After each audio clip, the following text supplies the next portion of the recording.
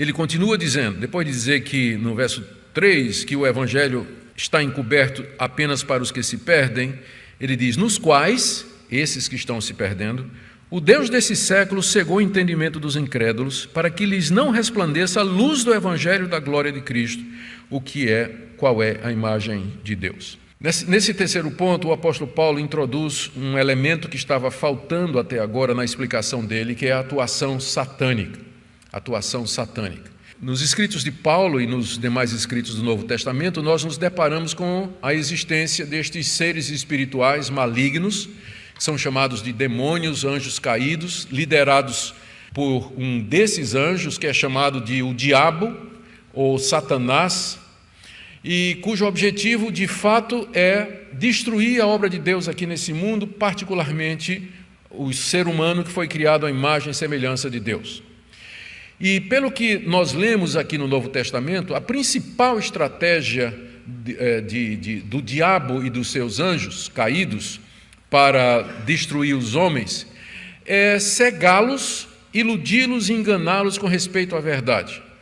Diferentemente do que ensinam alguns pastores, de que o propósito do diabo é tirar a sua saúde, tirar o seu dinheiro, acabar com o seu casamento, acabar com sua felicidade, acabar com o seu negócio, o diabo está, na verdade, engajado numa coisa muito mais perigosa, que é iludir as pessoas, ainda que para isso ele dê prosperidade, saúde, dinheiro, casamento, carro e tudo mais, como ele prometeu a Jesus lá no deserto. Está vendo aqui os reinos do mundo? Tudo te darei se prostrado me adorares. Eu faço a pergunta, quem é que causou mais dano? O gadareno, que tinha uma legião de demônios nele e que caiu no chão diante de Cristo de joelhos e foi para uma manada de porcos? Ou Judas Iscariotes, em quem Satanás entrou, não babou, não virou os olhos, não falou em língua estranha, não rosnou, não derrubou os 11 apóstolos, simplesmente saiu tranquilo e foi vender Jesus por dinheiro. Os dois estavam endemoniados, o gadareno e Judas.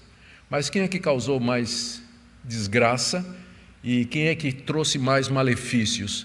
Judas. Eu creio que uma das estratégias do diabo é exatamente levar a igreja evangélica para um lado que não é o foco dele. Claro que o diabo ataca a saúde, ele ataca a família, ele ataca a nossa integridade, ele ataca os relacionamentos e uma série de outras coisas, mas isso aí não é o foco dele principal.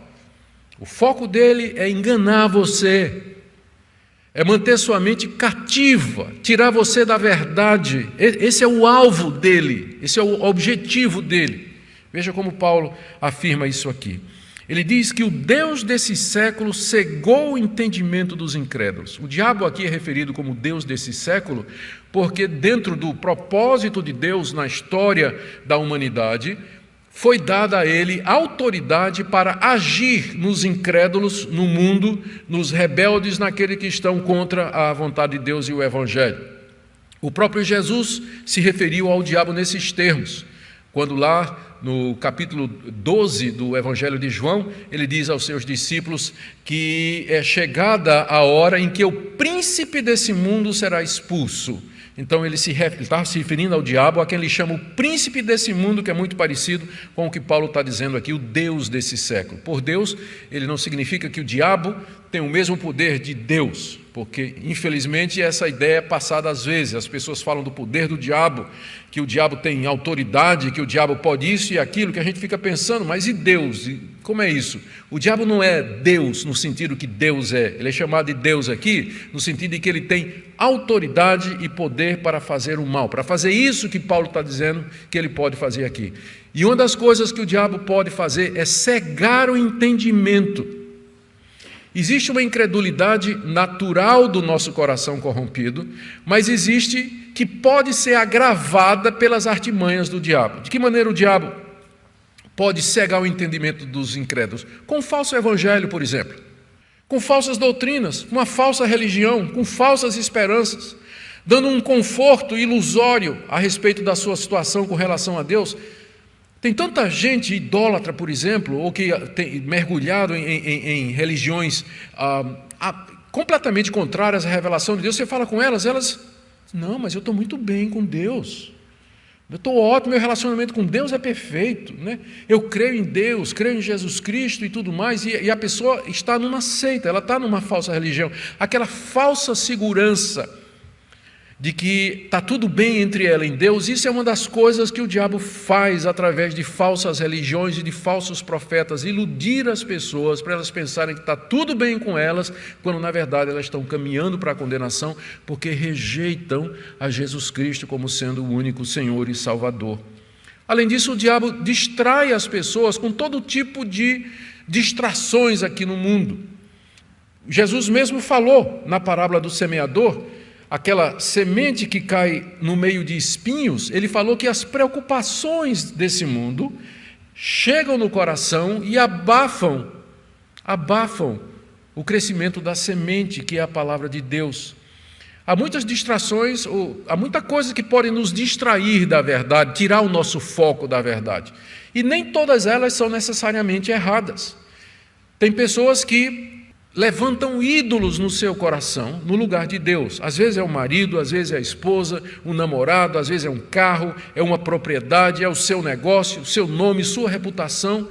Eles se ocupam com esses deuses, se distraem com essas coisas e esquecem a coisa mais importante do mundo. De que adianta o homem ganhar o mundo inteiro e perder a sua alma?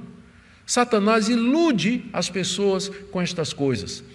É como um ladrão que vai entrar numa... Muito tempo atrás, quando eu era pastor aqui na igreja de Recife pela primeira vez, eu morava numa casa de madeira, numa granja, lá perto do Vale do Senhor, lá para aquelas bandas lá, que era do meu sogro, reverendo Francisco e Leonardo, casa de madeira. E na casa de cima morava o Paulo, casado com a irmã mais velha da minha esposa. E eles tinham um cão de guarda que era um dálmata, chamado de Pistós, que em grego quer dizer fiel. E não poucas vezes Paulo chegava em casa e a casa estava arrombada. E ele procurava Pistós. Cadê o cachorro? O cachorro estava com a boneca na boca. O ladrão chegava, jogava a boneca para o cachorro ia lá atrás da boneca e o ladrão fazia feira. Jogava a isca. É isso que o Satanás faz. Ele joga a isca. O pessoal vai. E aí o ladrão entra para matar, roubar e destruir. Satanás distrai a mente e o foco das pessoas com coisas desse mundo, com tentações de todo tipo. Tentações de todo tipo. O alvo dele é impedir que o Evangelho de Cristo resplandeça em seu coração. Veja o que Paulo diz aqui no verso 4. Nos quais o Deus deste século cegou o entendimento dos incrédulos, para que lhes não resplandeça a luz do Evangelho da glória de Cristo. O resplendor do Evangelho, a glória de Cristo, a luz da verdade, é isso que o diabo não quer que brilhe na sua mente e no seu entendimento. E para evitar isso, ele vai entenebrecer a sua mente com essas coisas que eu falei. Falsas doutrinas, falsas religiões, falsos deuses, falsos ídolos, confortos aqui nesse mundo, distrações. O que ele quer é que não brilhe a luz do Evangelho no seu coração. E ele se refere a Cristo dizendo o qual é a imagem de Deus. Eis aqui o que é que os judeus não queriam acreditar. Que Jesus de Nazaré era a imagem de Deus, era o próprio Deus. Isso eles nunca poderiam aceitar. E por isso recusavam o Evangelho. Paulo diz que isso acontece, verso 5, porque não nos pregamos a nós mesmos, mas a Cristo Jesus como Senhor e a nós mesmos como vossos servos por amor de Jesus. Eu nunca preguei a mim mesmo, diz o apóstolo Paulo, nunca quis causar uma impressão, eu nunca quis ter seguidores, eu sempre preguei a Jesus Cristo. Quando eu falei a meu respeito, eu falei de mim como escravo de vocês. É isso que eu sou de vocês, dizia o apóstolo Paulo. E é isso que todo pregador deve ser e fazer. Nós não pregamos a nós mesmos. Essa é uma das razões pelas quais, entre os puritanos, que eram grandes pregadores, entre eles era raro você ouvir alguma ilustração pessoal. Os puritanos, não é que eles não ilustravam a pregação do Evangelho com alguma experiência, porque isso ajuda as pessoas a perceberem, como por exemplo a história que eu contei do cachorro Pistós, do dálmata. Então, de vez em quando, uma experiência que a gente tem, a gente usa para ilustrar algum ponto da verdade. Mas o pregador nunca deve abusar do uso de ilustrações para dar a impressão de que ele está falando dele mesmo, que ele está se exaltando. E há pregadores que falam tanto de si, o que ele fez, quantas almas salvou, igrejas que ele plantou, quantos demônios expulsou, falando e se exaltando diante do povo, que Cristo desaparece da pregação. Cristo desaparece da pregação. Paulo diz aqui, nós não pregamos a nós mesmos. Quando eu prego sobre mim mesmo, eu prego como sendo servo de vocês. Eu sou servo de vocês. Mas eu anuncio a Cristo e Cristo crucificado. É por isso, que é exatamente o que o diabo não quer que vocês vejam. A glória de Deus na face de Jesus Cristo.